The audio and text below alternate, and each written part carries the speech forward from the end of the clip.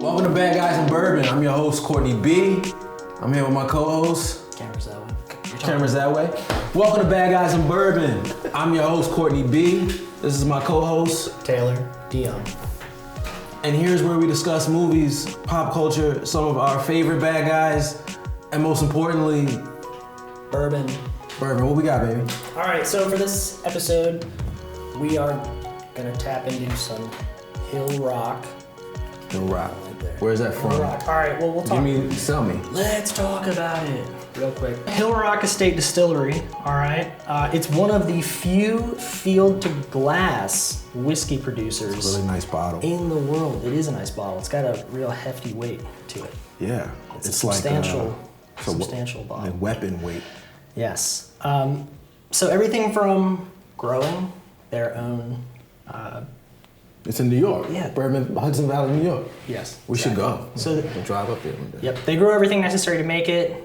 They produce it. They bottle it. They do it all in That's one awesome. place. They say controlling every aspect of production, from planting, harvesting grains to smoking their own malt to crafting whiskeys in their copper pot stills to aging in small oak barrels and hand bottling. They make 3 spirits. This is one of them. This is the Solera Bourbon. There's a single malt whiskey and a double cask rye whiskey, but this is the Solera Bourbon. And one of the lines. Where does this fall? This is like Where does it fall? top shelf, like super top shelf. I think it's up there. What am I paying for a glass I think if it's we go to the up whiskey there. bar? That's a great question. $17. Josh, you drink this the most. Yeah, I want to say it's 24. Okay. I think it's 24, 25. All right. All right. Very good. And just as a heads up, Josh, you can introduce yourself. Yeah. Oh, hey, Josh. And there's Josh. Josh, where's Josh? Yeah. Josh. There's Josh. Fact checking Josh. Fact checking Josh. Everybody puts Josh in the corner. Everybody needs Josh. I like that. All right. The art of fine craft distilling has made the journey home is their final tagline. So Maybe we'll write them that's a what letter. I got. So yeah, I mean, we'll tag them in this. Yeah, let's tag them. Tell them what we're doing. Let's see. Crack into this. That's Yeah, before we get to the show, let's crack into this good shit. This is really why we do this show. I gotta be honest with you. The top on this is It's secure. It's corked. well, it's huge. That's what she said. So- Can I do? I needed that joke. All in right. there, It will get cut. It's fine though. yeah. It smells good. We're censoring everything. All right, so All right. to the first episode. Here we go. Cheers, man. Cheers.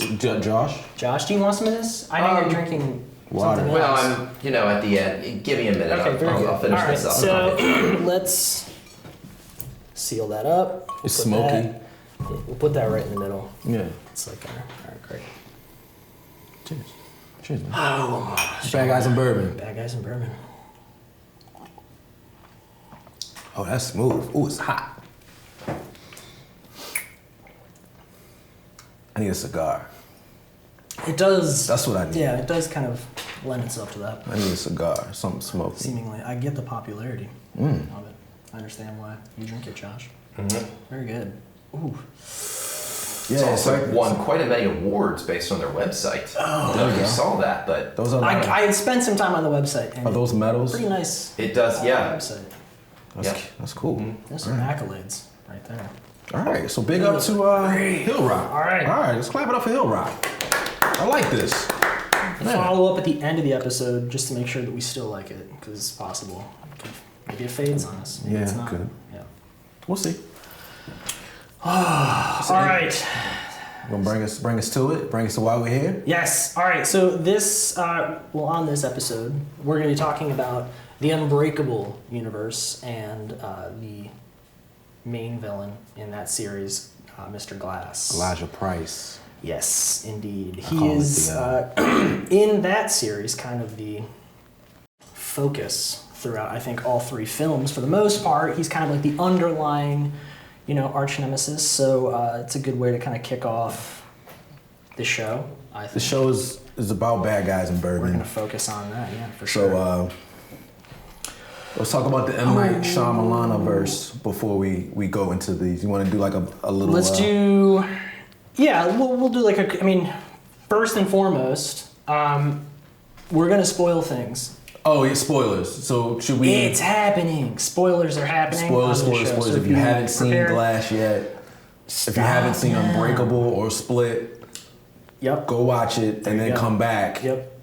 And you can go through maybe, this. Watch it it's gonna then. be The second thing is we're not experts by any means. by any means. We're just fans who like enjoying some conversation. Yeah. So it's very possible and rather likely, in fact, So, that we'll get something wrong. when the video's And up, that's okay. Don't bash us in the comments. Correct. I could be wrong. That's why Josh is here to correct me when I fuck up. Yep. Okay. He is our fact checker. All right. Well, I'm already here. I'm already learning who M. Night Shyamalan is. It's a crash course. Crash course on All right. M. Night Shyamalan. Yep. Crash course. All right, so let's talk real quick about each film. We're just going to do a quick little recap. So we'll do the first one, Unbreakable. Right? Yeah, our universe begins with Unbreakable and introduces us to our antagonist and our protagonist, David Dunn, who's played by Bruce Willis, and our bad guy, Mr. Glass, who goes by the name Elijah Price. So, kind of a real quick synopsis. Price, played by my guy, Samuel L. Jackson, I love him across everything, is born with a brittle bone disease. Do we have the name?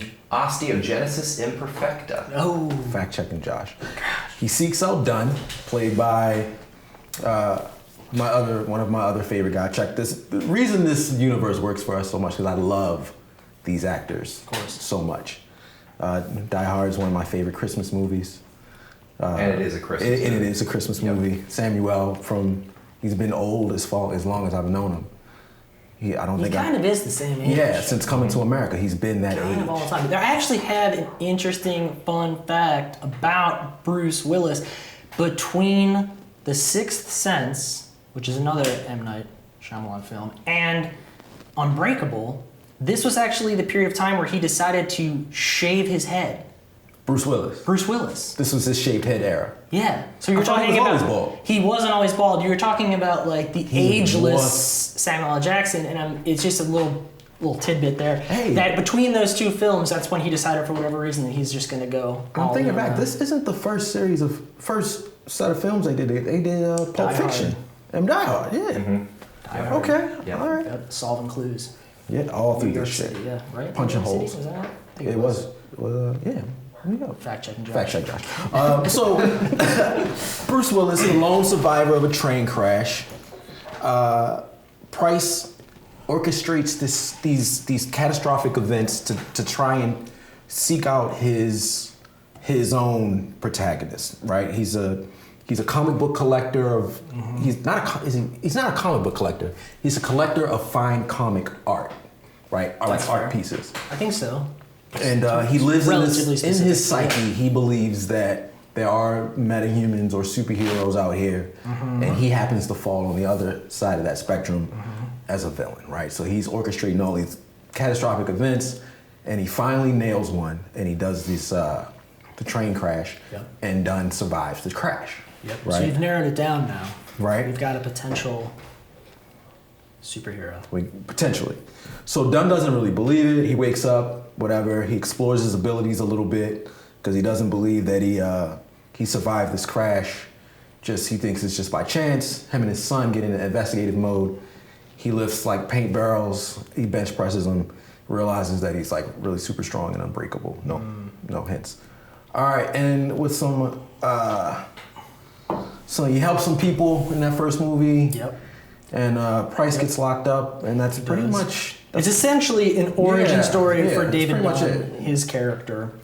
These movies, it ultimately reveals the arch nemesis, the villain, Elijah Price. Yeah. In the end, he, obviously throughout the movie, he's kind of a friend or an ally, seemingly, and then it is in the final moments revealed that he is a villain. In fact, the villain. So that was that was in 2000. Whew. November of 2000 that came out, and we were kids. Yeah, very young. I've got actually a list of a few films that came out within 30 days, roughly, of when this came out. So interesting takeaways here: Requiem for a Dream, Memento, classic. Meet the Parents. Ooh. I know. Bangers, just bangers. It's a tough lineup. Blair Witch 2, Book of Shadows, not a banger, but still notable. Pay It Forward. Okay. We got Little Nicky on there. Traffic, Castaway. Castaway was a big Emperor's New Groove. That's a good one. That's a highly underrated film. All right. So, so that was in 2000, and then we take quite a break. 17 years, in fact, and that ultimately lands us with Split. We fast forward to Split, with introduces us to Kevin Wendell Crumb, played by James McJackavoy, what I call him in this movie, but James McAvoy, because he's super jacked. Fun fact, I was watching some little Easter egg videos to get prepared for today, and it said he put on like something crazy, like 40, 50 pounds of muscle.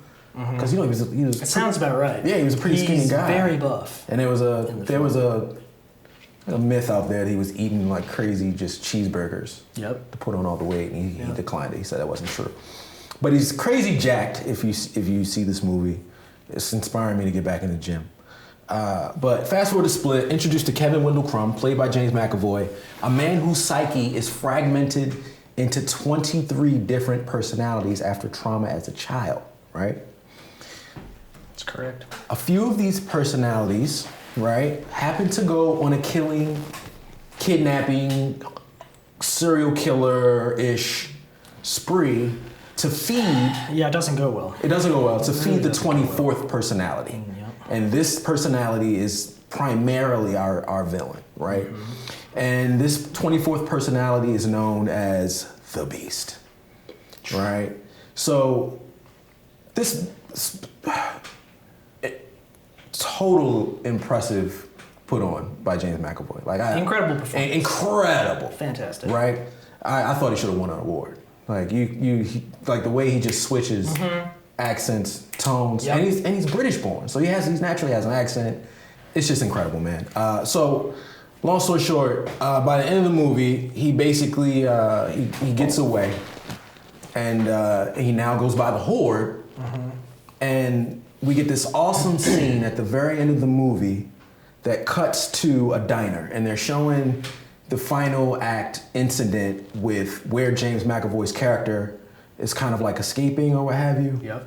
And I remember it. People are talking about it, and then it cuts to David Dunn sitting there, and he's like watching it, and I guess this is the point where he's like, I gotta redon my green cape. Yeah, it was a clincher moment. Many people did not connect the two things. It's been 17 almost years. a generation that were like, who the hell is this guy? Exactly. People have come. I freaked out when I saw it because I was like, I knew what I was watching, but other people were like, Yep. It was a surprising moment because I don't know if it was. We'll get to that.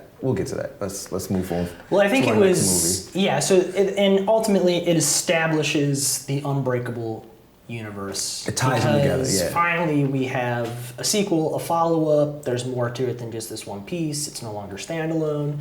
And shortly thereafter, M.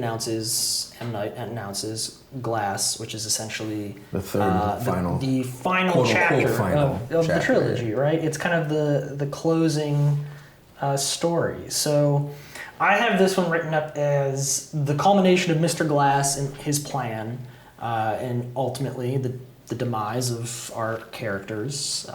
There's a revelation that there is likely more superheroes, that this is just kind of the tip of the iceberg. Would love to explore and that. Yeah. there's a secret order that is studying and documenting them and ultimately killing them if need be. Yeah, seemingly. I would like to see that. Maybe a prequel with that. Yeah. With secret organization. So, and yeah, Glass is an interesting one. It takes place in a mental asylum for most of the movie. I would say. If you watch the movie, though, the color parallels are awesome, right? Yes. Because Mr. Glass's kind of color construct is purple. Correct. David's is green. And a lot of the scenes where the Beast, where James McAvoy is actually the Horde, it's a orangey yellow, kind of fiery. Yep. Shadow. I read a little bit about that. All very intentional. Oh, of course, yeah.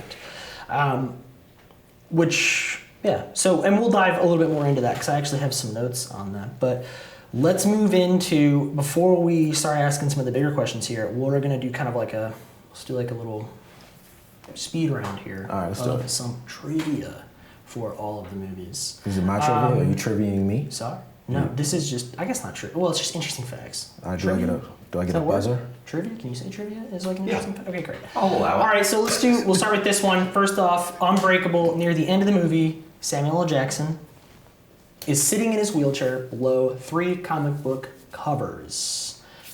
Thor, Daredevil, and for the fun of this, what do you think the third one is? Oh, wait a minute. Wait, it was X-Men, wasn't it?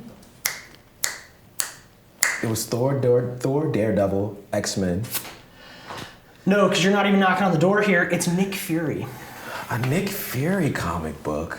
I mean, that's a good one. You gotta really catch that one. I thought it was X-Men. Come on, man. All right. Unbreakable, shot in sequence, shot in order of the film. Relatively unusual to do that, but it was, in fact, that's cool. For that. It was a film that was also shot primarily long tracking shots. A lot of times with like really stark shadows, a lot of contrast, unusual camera angles. You know what I liked? Theory is those fight angles. Yes, all very awesome, good. Yeah. The theory was they were trying to replicate or mimic the storyboard flow of comic books, which is interesting, I think. Oh, yeah, that's really I cool. can see that, yeah. Yes. I can see all that. right. Moving on to Split. Tell me who you think was originally cast as the Horde. Are you ready for this? It's gonna blow your mind. I'm gonna say Tom Hardy. Joaquin Phoenix, baby. Ooh, I know. probably my next. That would probably be my next one. Contractual agreements. Ultimately, Couldn't do it. Yeah, I think just fell apart. In 2000, what was he doing in 2000? Oh man, that's a great question. Nothing. I don't think he was doing anything. Man, I don't know. Maybe he's being a rapper. Well, that was Split though, right? Oh, this is Split. Yeah. That's right. Later on. Was that around Her when that movie came out? I think Her was a little older than that. Also weird, but yeah.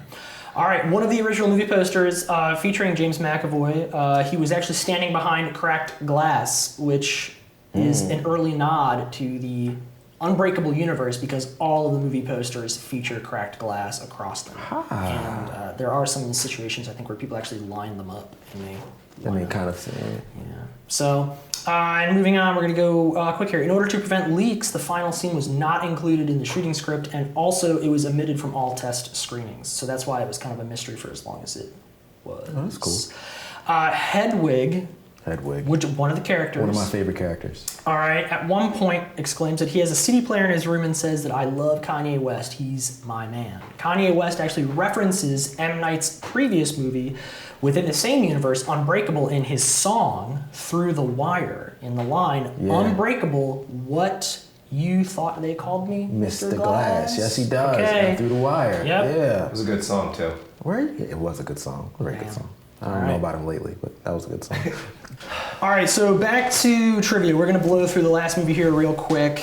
This is going back to your original point about the colors and everything. Okay. So, M. Night, go ahead. Yeah, go ahead. Use yourself. We're going to pour us You another can pour glass me a of little bit too while you're doing that. little Hill Rock. This is heavy. I know. It really It's a formidable It is. there. Gosh, it's intense. All right. So M. Night has said, as the characters believe in the comic book world, the primary colors in the film become more dominant. As they stop believing, they fade to a monochromatic world. A prime example of this would be the pink room where they're doing therapy. The idea is being that the room is pink, which is a faded version of red, right? Because this is an area where they are no longer believing in themselves and their colors, therefore. Colors fade. Okay. Yes. Got it. Ah. All right. The original script for Unbreakable, all right, and I guess this isn't really a Glass fact, it's kind of a universe fact, but the original script for Unbreakable included Kevin as an emerging villain for David to face. So essentially the Horde was in originally Unbreakable. And there's actually a call out to it at one point. Elijah's mother is referencing a comic book that has the Beast on the front of it, which is, I think he's also called the Beast at some point, or the other personalities refer to the Beast, him as the Beast. He's called the Horde, I think, like as a comic book character, but I think the Beast is what the personality is actually referencing. I didn't like the mom. Yeah, well, I can't get rid of her now. All right. But anyway, they couldn't fit it all into one film, so it obviously split off. We didn't get that, which would have been cool, but we didn't get it. The comic book store that Dr. Ellie Staple visits in the end of the film is played the by same. Yes, Ellie Staple was played by what's her name? It's slipping my mind. I actually had it written Yeah, down. I had it too. But she's American Horror Story, like every awesome season. actress. Awesome actress. Fantastic. Love her. We're gonna shout her. We'll shout her out at the end of this. We'll She's make kind of sure hot she too. To be gets like 50. a note. Anyway, the comic book store that she ultimately winds up at in the end and kind of closes everything out is the same comic book store that Elijah Price rather buys a comic book in Unbreakable. It's the same one. Oh, it's the same one. Causes a scene, right? Original running time for this film was 3.5 hours. It was cut down significantly. It's like 2 hours and 54 seconds. It's from what I saw today. Yeah, it was originally. I watched it again today before I got here. I'm on my shit, Taylor. M. Night owns the rights to any potential sequels so that the studio cannot make anything additionally, without his involvement. You remember his cameo in Unbreakable? Yeah, he's got cameos in all of them. He's the drug dealer in Unbreakable. I actually can't remember what he was. I don't remember Split. I think he was maybe I don't know. I'm going to say something and it's going to be really wrong and I'm going to feel like an idiot, so I'm going to bypass it. But then he's like in he's in David Dunn's store in Glass buying cameras. Buying something. He says, I used to hang with a shitty crowd or something like that. And then ultimately, there's kind of an interesting fact. In order to maintain creative control, he actually financed Glass by mortgaging his house. Wow. Yeah. How big is his house? I don't know. Must be substantial. Well, so what was the budget on the movie? He's very committed, it would seem. You know what? That's interesting that you bring that up because I actually had that written down earlier and then I scrapped it because I was like, we're not going to talk about budgets. That's really nerdy. Is that Unbreakable? We're looking for Glass. Cool. Unbreakable was $75 million. Unbreakable was $75 million. What was the other one? Split was $9 million, I think. And then Glass was back up there, I'm fighting with... I want to say 90 something, maybe less than that. Maybe 45. 45? 63. 45. This is for Glass? Glass, 45. Glass. Ooh, 20. Ooh. Yeah, I wouldn't think that you need a lot of money to shoot this kind of. Well, I'm just. Here's the thing. You start those guys. All right, you're talking Bruce Willis, James McAvoy, Samuel L. Jackson. These are not, and okay, we gotta get her name. What's her name? Sarah Paulson. Sarah. There we go. You get all of them lined up, and I'm not like I'm seeing $20,000 like out the door, or $20 million rather. My gosh, out the door. You know, like these contracts include royalties as well, so that's fair. Okay. All right. And so now that we spent like way too long doing all of that, but round of applause for M. Night for bringing back the original son, David Dunn's son. Oh, that is and true. Mom. Yeah, That's all those- original characters. Yeah. Yeah. That actually is pretty good. I like that. And the little chick from Split. Yeah. I mean, she's not one off, but Yeah, they. I got some feelings about that too. Okay. All right. I I'll love talk to you about I'm that. into it. Okay, great. We're gonna move on to kind of like the questions portion, which is where we dive into some of our own curiosities, like just what I find interesting or would like to know your perspective on. So, the first one that I have written down here was I'll be your Huckleberry. 20 years. 20 years. 20 years, man. Is it too long to bring back the series in your opinion, or was it worth it? I mean, did it make Okay. Is it a cash grab? I mean, it seems like he has some evidence to back up that, like, okay, it was in the works for a while, but I do feel like it was too long. Was it unsuccessful because it was too long? No, it was very successful. I think you missed if the hardcore fans of Unbreakable at the time were the comic book fans who were fans of this because it kind of wasn't source material from a comic book. Sure. Right? So it was like, oh, cool, this is a comic book movie, but not really. Yeah. So, like, it's fun. It's something that I'm into, and I can still enjoy it. And also the people who are not into comic books could go and see big names like Bruce Willis and Samuel Jackson and just kind of... And then to kind of... I don't know, I just kind of feel like Split was kind of like, let's just kind of see if they bite. So let's throw Bruce in there at the end and see if we can tie it together. And I'll give you that. To be fair, I was reading earlier that M. Night did actually pitch it as 3 films. He did want to do more of them. The studio at the time, who I believe was Disney, interestingly enough, really? It was released under Touchstone, but it was ultimately right? owned by Disney as like a property or whatever. But they declined to move forward with it. They did not want to do it at the time. Well, and I think what they had on the horizon. I think he moved on and did Signs, but I needed the weird one, The Happening too. Well, is the one. There's the Village and the Happening, and then the Airbender, and then a bunch of weird stuff. It gets weird. Do you have a comment? Oh, I was just going to confirm that it was Disney. Buena Vista. Thank you. Buena Vista. Yep. So I mean, with that, like, a lot of people consider Unbreakable as kind of a masterpiece in many ways. Quentin Tarantino has it on his top 20. It was awesome, man. Like, again, we were kids. I was all about it. Yeah. Because at the time, superhero movies sucked. Okay?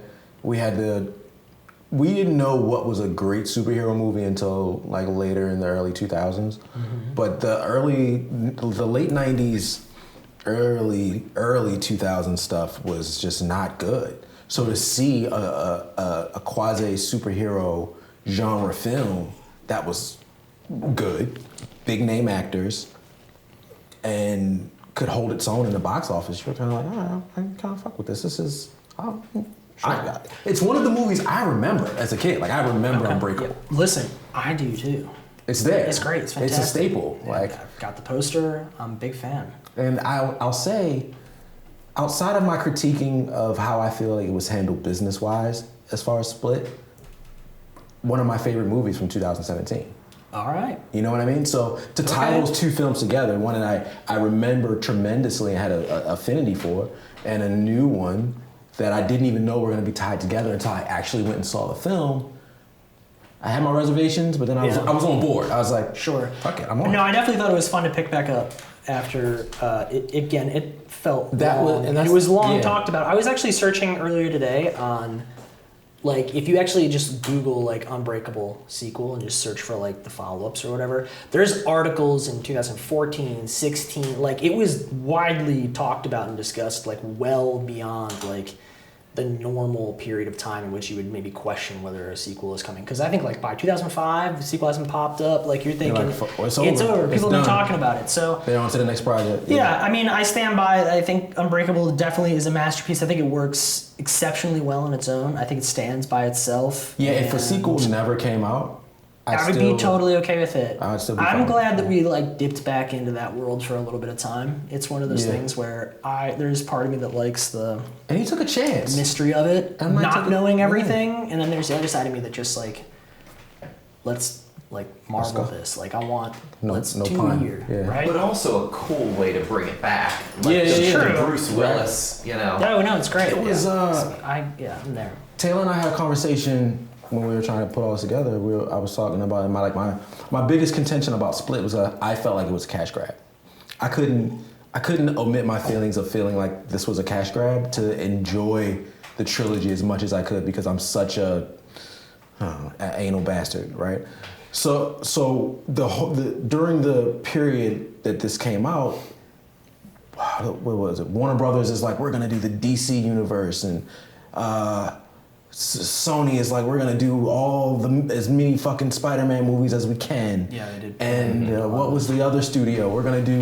Well, there was Mummy Daredevil. And, I mean, there was tons of things that were really franchises. It was the blow up started of the universe. really started to kind of hit the And ground. I just kind of was like, damn, another one? And I actually liked this. I didn't want it to be tainted by the superhero fatigue, quote unquote.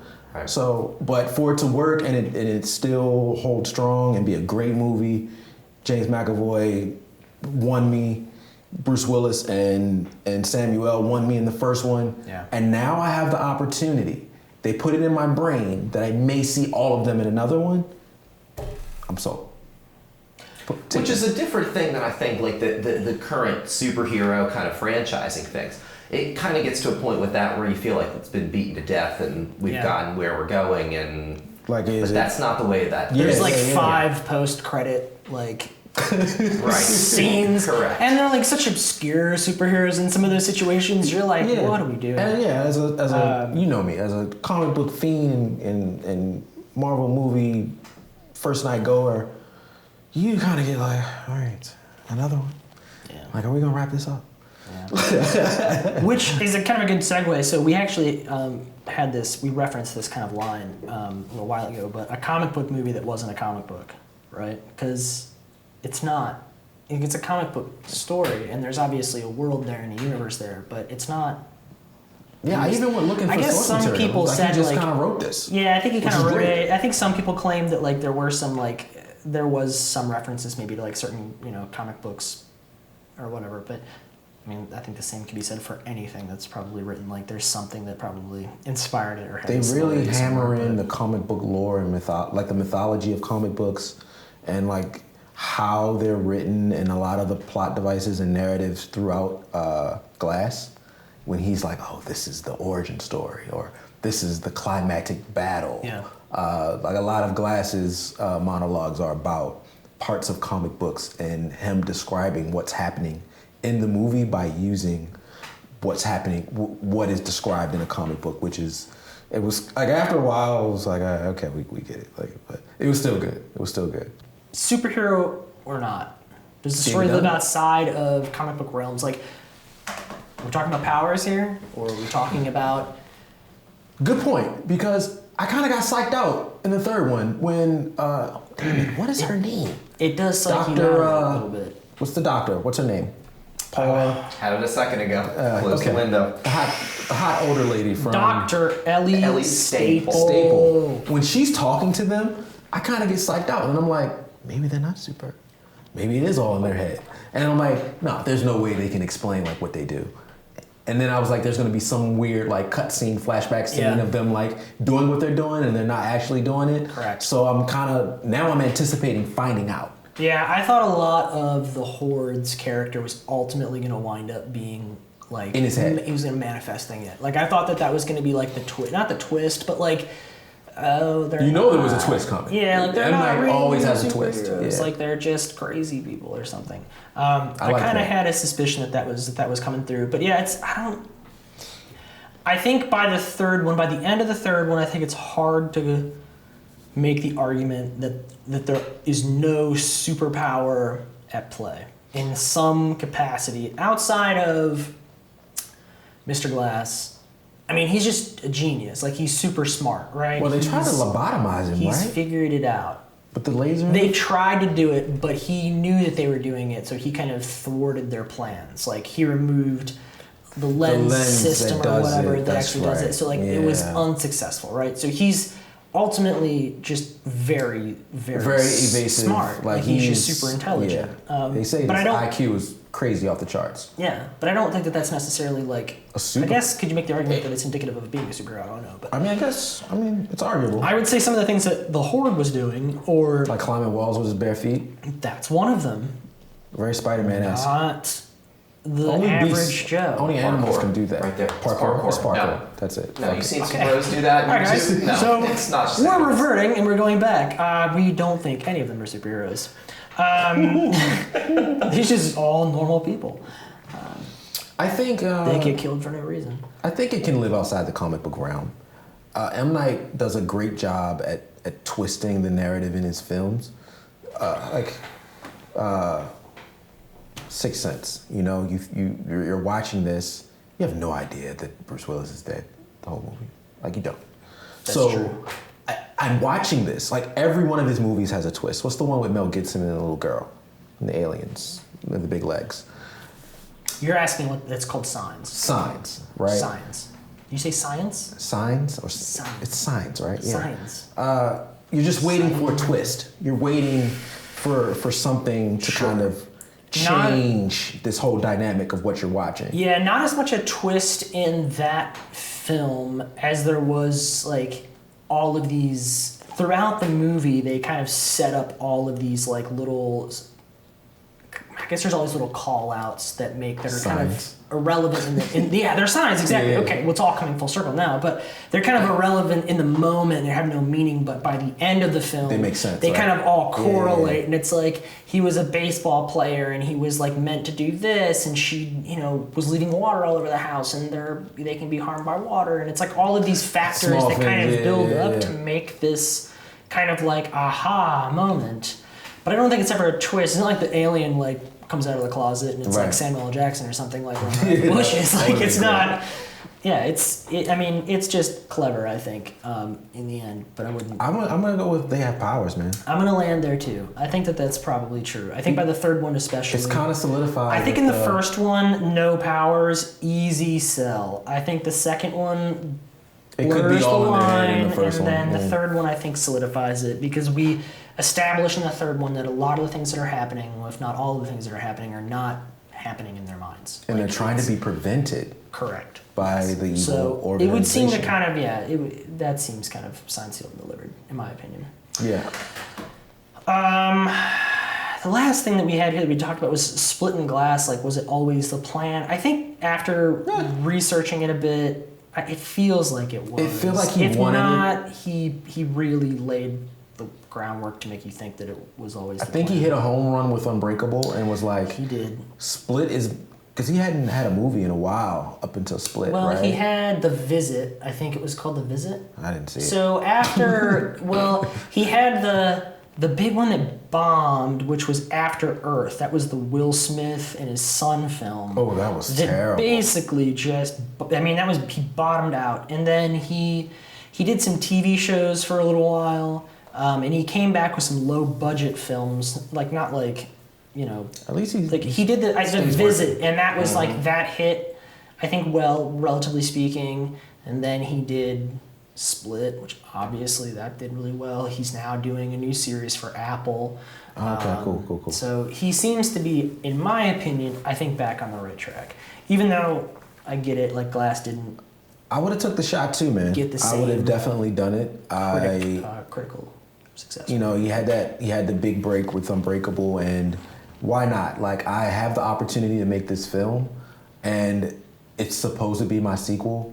Yeah, I'm gonna go with it. Sure. If it takes, it takes. If people hate it. And what you said earlier, while may not actually be the case, I think it's an interesting thought that potentially throwing that link between the two in at the end was kind of a testing the waters kind of thing to see how it picked up. Yeah, because they totally could have not had it. It would have still been a great movie. It's like a 60-second scene that could have totally been cut out, and it would have ended, and it would have ended just fine. I freaked out. I was like, "No, you're kidding me. This is." Which is like the ending to any a really good show. Like The Sopranos had kind of an ending that way also. Yeah. But this is that ending where you think you know what's happening, and then it links it back. Yeah. It was so good. Good for him. I'm glad he did it. All right. Well, before we dive into really kind of the villain and kind of spending a little bit of time on that, and go into Elijah Price. Ooh, yes. We'll dive into him a bit, but let's talk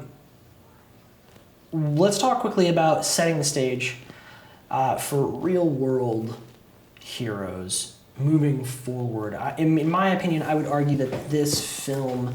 And when I say real world heroes, I mean things that are based wholly in reality, right? Kind of more real world based kind of a setting. Yeah, Thor is not what I'm talking about. Yeah, that's fantasy.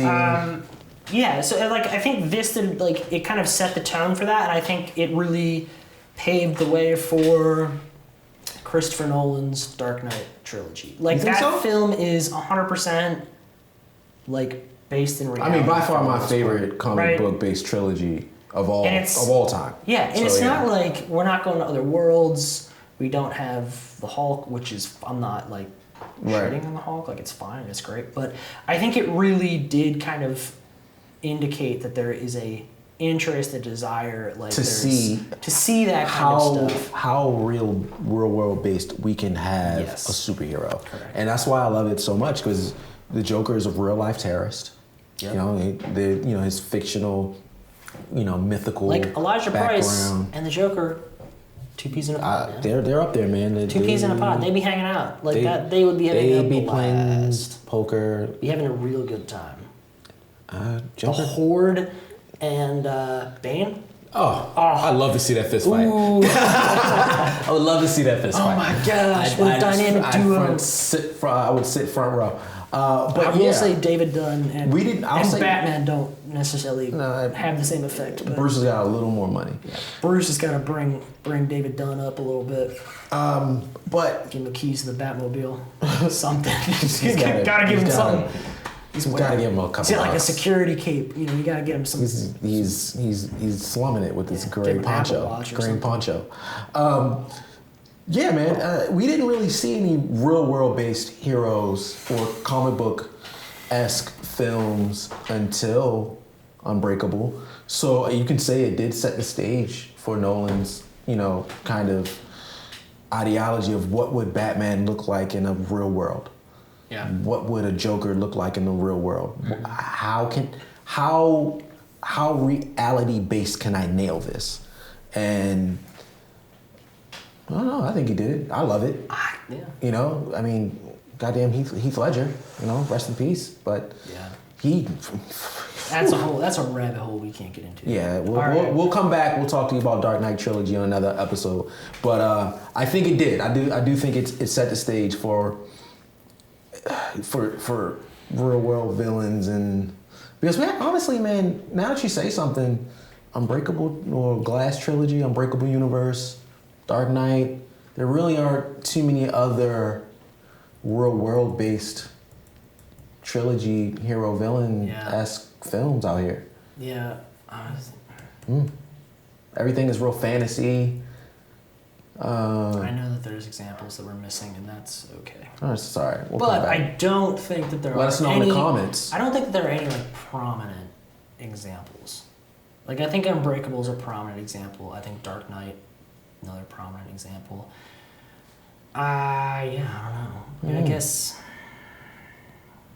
I'm stretching real hard to say Daredevil, like the first Daredevil, because for the Not most the Ben part. Affleck. Well, I'm not I'm not advocating for it, and you can say the same thing about the Netflix series too. I'm not advocating that they're good. I'm saying that it's based, I think, in the real world for the most part. Like he got blinded or whatever you want to call it, and his like other skills basically heightened, which we know happens in situations like that, and he's he obviously has other skills, but it's not like he can fly or like he's not bulletproof. Like I'm saying like as far as real world is concerned, like I think he kind of falls into it. Again, not defending it. I see what you're saying. Daredevil, I mean, comic book mythos, the juice did something to his senses. Yeah. But let's kind of stick it real world based I and say. said I was reaching for it. I wasn't saying that it No, was a I mean we shoo-in. could argue and say in some cases. I don't think it's a shoo-in. Let's say there is a blind man out here who has trained in martial arts and honed his senses. Yeah. Who's to say he can't be Daredevil? Triple threat. I'll be honest, I can't see it happening. I'd sneak up on him and fuck him up. He can't beat me. He won't see me coming. Let's talk about the villain real quick. Spend a little bit of time on that, just because I think That's what we're here for. That's what we're here for sure. But this series is unique, I think, just because it spends the bulk of the storytelling and the arc on the villain, really, or on the villains. I mean, really the first movie is in large part about Elijah. The second movie is in large part about Kevin or the Horde, and then the third is really kind of about the culmination of everything that Elijah has tried to accomplish, right, or has set out. It's the culmination of his plan. Yeah. Correct. So this is, and it's unusual, I think, to have a series that, there's a villain that carries through 3 films, but that the story arc really is mostly for them. Well, I mean, let's be honest. The better hero villain movies are carried by the villain, right? We mentioned the Nolan trilogies. They're carried by Heath Ledger, Tom Hardy, right? Bale's there. He does a great job, but they're carried by the villains. Sure. Liam Neeson. Yeah, it's a good call out. It seems like anybody that is willing to respect the villain and really build that is kind of tapping into something a little bit maybe higher level. We mentioned it off camera. The Star Wars trilogy, they're all about the villain. There's 6 movies about one bad guy, and his start and his demise, right? Yep. True. So yeah, I think this was intentional. I think M. Night knew going in that he was going to plant the seed that this was going to be a culmination of All About Glass. Yeah. I mean, the third film is called Glass, but all about his plan to come into fruition. It's the journey to get to the destination. And then even at the end of we see a kind of a turn of events for Glass at the end God damn it, her name, the doctor. Eliza. What's her name? It's not Eliza, but it also... Elsie? It really doesn't come up that Sarah often. Paulson playing a character of Dr. something. Dr. Ellie Staple. There it is. You really need to blow that up and put that on the header. It's right? It's really bad. When in that final act, in the scene in front of the hospital, and she reveals herself to be part of this secret organization, and she comes over to she kind of asks Mrs. Glass to can I have a moment with them, and she comes over and she unveils that part of this organization, your plan worked, however, blah blah blah. It's kind of like, oh well, was he the villain the whole time? And yes, he did some villainous things, but was what he was doing really to shed light on the people who are being murdered by this organization, right? So who's the real villain in this movie? Is it Glass, or is it these crazy? Yeah, I feel like that was a little bit of a tack on at the end. I feel like Glass was really the main. He was the arch nemesis. He was the villain. The other thing, just it didn't have. I don't know. The organization didn't really have the self. It's kind of a piece of the film that didn't work for me, if I'm going to be honest. It didn't hold up. I just thought it was kind of like a weird tack on at the very end. I would have personally. You know what would have sold it for me? That. If she had a boss. She didn't have a boss. There was no one she answered to. Well, I think the setup was that she was the boss in a way, and I guess with the organization too, or the whole order or whatever it is, she's definitely answering to somebody. We just never get to know. Yeah, I want to know who that is. That opens up. That opens up this world. Which is why I'm not crazy about them putting it in at the end. It's like throwing a really big question mark on the end of it, and it was supposed to be kind of a closed. Yeah. Close it, right? Which might just be the intro to the next. It could be. I would be surprised if we got more. I want to see more. I would, but I would be surprised if we got more. I don't think we're going to get any more. Because now, I don't think we're going to get any more. I mean, now you got to build new characters and all that. It's too much. Okay. All right.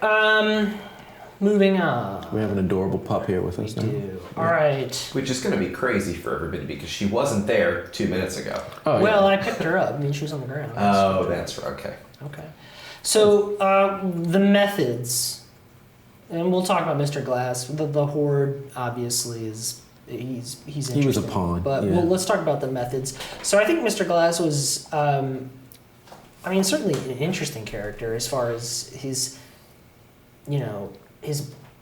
method of tracking down a hero. And I think you and I actually talked about this, and we're talking about it now still, but it's kind of in reverse. I feel like most superheroes are born out of a villain, most villains are born out of a superhero. Whereas this something villain, the hero did this causes this villain created to say, a hero. I gotta get the Batman. You know what I mean? Yeah. I gotta get Superman.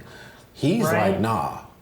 I gotta find Like who this, the hero the is. villain created this hero. Yeah. It's not the other way He around, did. which is really unusual. And He I says think it at the end of that movie. very Too. I cool. created you. I created the heroes. It's very cool, and it's very, very good aspect to his character. Yeah, kudos to that because that was great. I love that. So let's talk a little bit about where does the universe stand. We'll close this out and we'll talk a little bit. Give me your hot takes. Is it better left alone at this point?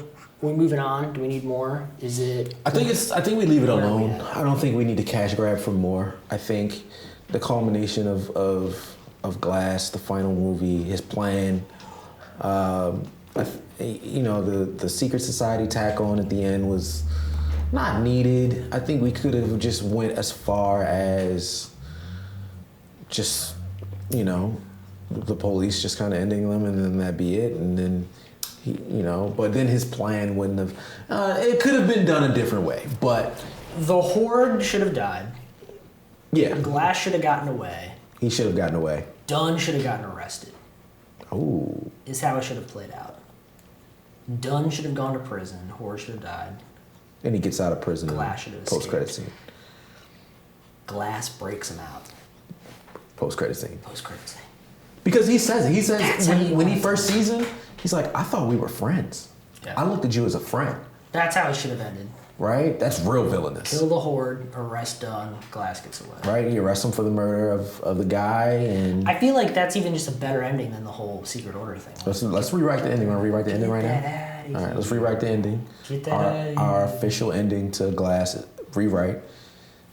Dunn goes to jail. He kills for killing of Kevin Wendell Crumb. Yep, I like that. Glass gets him and his mom. They get away. And Yeah, here's the thing. He's too smart. he's too smart. He should have gotten away. He's too smart. He shouldn't even been there. He should have already been at the tower, Too smart. Should have gotten away. right? And he does. First of all, how is he pushing around this wheelchair with these fragile arms? That's a great question. I don't. He's got these.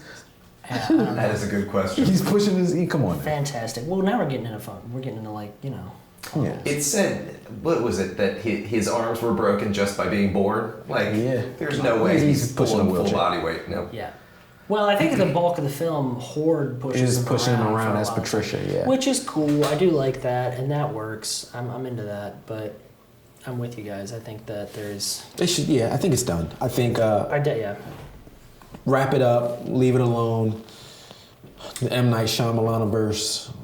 I think he did a great job. Yep. I think we're done with it though. Can we say Shyamalan? Shyamalan verse? M. Night Shyamalan universe? M. Night It's like an alien. Shyamalan That verse. doesn't work. It's never mind. Sh- I still like it. My reasoning is very flawed. It's alright. Yep.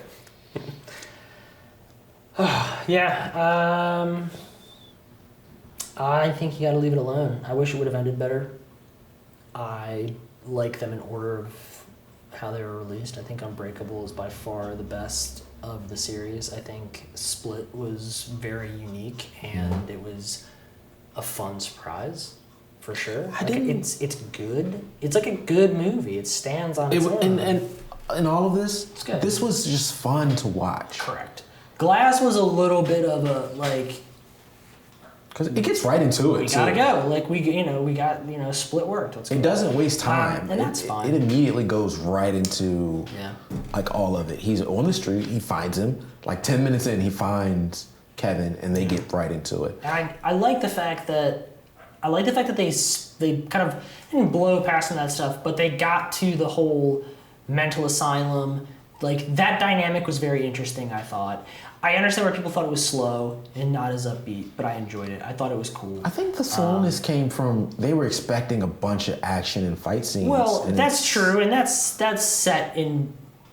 That pace is set by the standard of like superhero movies Right. today. But I wasn't expecting Unbreakable that. was a slow burn, start to finish. I mean, that film is Slow like burn. you gotta be ready to just hang out.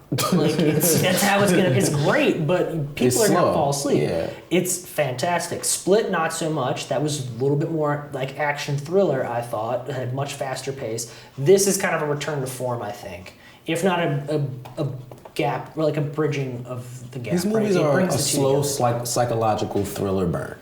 Yeah. So if I can wrap it up in 3 words. Slow psychological thriller burn. That's 4 Well, words. 4 4 words. words, okay. it sounds like we're leaving it alone. That's where we want to go. Yeah, we're done. And I think that's a wrap on our So dive into the Unbreakable universe. I don't have anything else left. I feel like he did a great job. The actors did an amazing job. And how many bottles of whiskey on the wall do we give this movie? Ooh, out of how many? Out of We're doing 5. a series, like the series. How The many, series. How many whiskey bottles out of 5? I'll give it a strong 4. I'm gonna give it a strong 4 because Yeah. it was fun. Had great actors and actresses. Yeah, I'm down with a 4. I think the first one definitely deserves it. I think the first one's a 5. I think the other 2 is what brings it down. Like Unbreakable's like, bang, dude, it's so good. But the other 2, I think, bring it down a little bit. Can you rate them in order? Top, second, third. 5, 4, 3. 5, 4, 3. Yeah. Oh, Like okay. you're saying, glass is the lowest. I think Glass is the lowest for me. Glass is the lowest for me. I think it's the lowest. Split is the higher one for me Interesting. because I was just blown away by McAvoy. He is a powerhouse. Bruce Like, Willis is when great he's- too, but Man, not. I mean, he he's was a little pulling drier, the bars right? So. on the jail. Oh, I was Yeah, it's a blown. different experience. I Yeah. get it. I get it. I think from like cinematography wise, like story wise, score wise, like Unbreakable just hits home for me. I think it's just It averages out at 4. Yeah, I think averaging out of 4 is a solid count. If we're gonna go whiskey bottles on it, Yeah, I'll go Glass 3. 4 out of 5. Split 4. I'll still give Unbreakable 5 just because it even like, and I said at the beginning of the show, without in a genre where there weren't really good comic book esque films, it succeeded. Yeah. And I, you know me, I'm the comic book guy. I every Wednesday I go make a pull, and I sit and watch these shits. I loved it for it to have no source material and to be a quote unquote comic book movie. I was a kid at the time, and they built on the stuff. 5 bottles of whiskey, all across. right. So it And then- averages out at what, 4, right? I think 4 is where we're going. 4 bottles of whiskey. And then on the what wall. about this? Revisiting Hill How many Rock. bottles of whiskey do we give Hill Rock? Revisiting Hill Rock. At least 60, 0.6 right now. It's a pretty Where we good, are. It's sitting with me. I can feel it. I enjoy it. It is nice. I'm into it. What does this say on the side? Solera aged bourbon. Well, I guess that wraps that up for us. Welcome to, we're at the end. We're at the end of Bad Guys and Bourbon. End of episode But welcome to Bad Guys. But and yeah, Bourbon. Welcome to Bad Guys yeah. and Bourbon, but this is also the end of Bad Guys and Bourbon. Yeah, you can follow For us this at episode. Bad Guys and Bourbon. All of And, those links. All of that will be around. Maybe you should suggest what whiskey we drink, what movies cool. we talk I like about. that. I If like you that. have something you wanna shoot the shit with us, yeah, we're here, right? All right, here it is. Cheers, Cheers, Josh. Josh. There it is. Fact checking Josh. Fact checking Josh. Let's do it.